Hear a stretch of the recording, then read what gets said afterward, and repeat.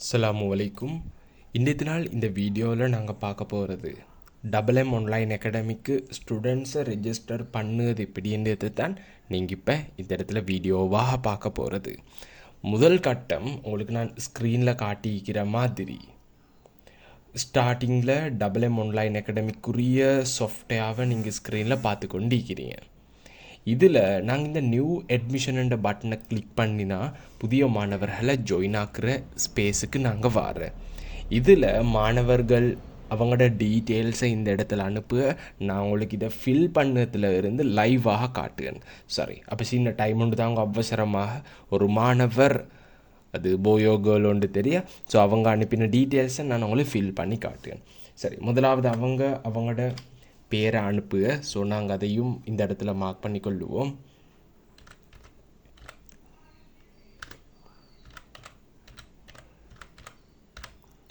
Okay, பேரை நாங்கள் mark பண்ணிருச்சு. அடுத்ததாக அவங்களோட டேட் ஆஃப் பர்த் அவங்க அனுப்பிடுச்சு.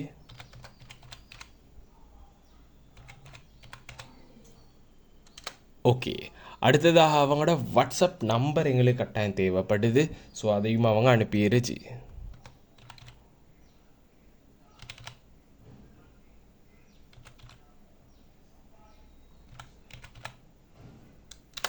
ஓகே, அடுத்தது அவங்களோட ஜெண்டர் நாங்கள் செலக்ட் பண்ணுவோம்.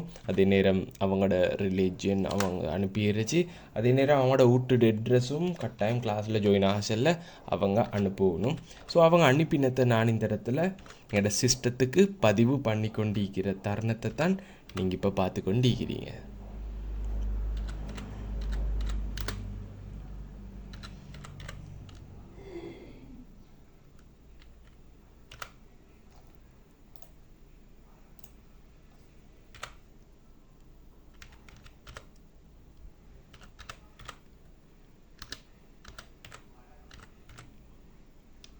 ஓகே, அடுத்ததாக அவங்க கிளாஸுக்கு ஜாயின் ஆகிற டைமில் அட்மிஷன் 1000 ரூபா கட்டித்தான் ஜாயின் ஆகுது.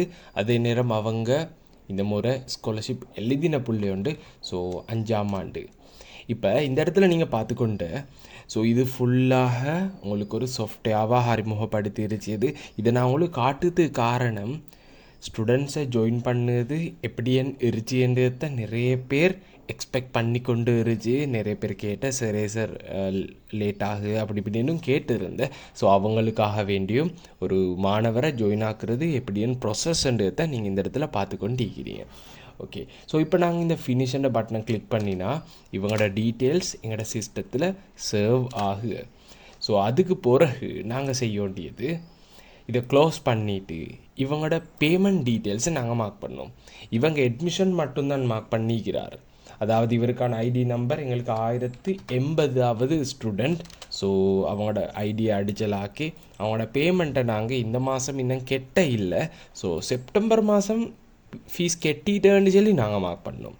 அந்த டைமுக்கு இந்த புள்ள அக்டோபர் மாதம் ஃபீஸ் கெட்டலைன்னு சொல்லி சிஸ்டத்தில் காட்டுங்க. சரி, இப்போ நாங்கள் ஃபீஸை டிபாசிட் பண்ணோம்.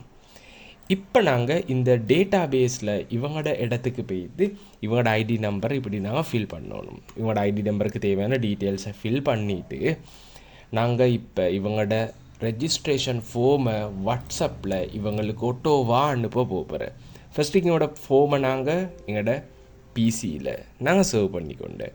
இப்போ இவங்களோட 1080 ஐடி நம்பரை வாட்ஸ்அப்பினூடாக நான் அனுப்புகிற சிஸ்டத்தை லைவில் காட்டுவேன். இந்த பட்டனை கிளிக் பண்ணினா ஒட்டோவாக ஹம்தானண்டுவருக்கு அவங்களோட வாட்ஸ்அப் நம்பருக்கு ஒட்டோவாக பிடிஎஃப் போகிறேன். ஸோ இப்போ நீங்கள் அதை ஸ்க்ரீனில் பார்த்து கொண்டு இருக்கிறீங்க.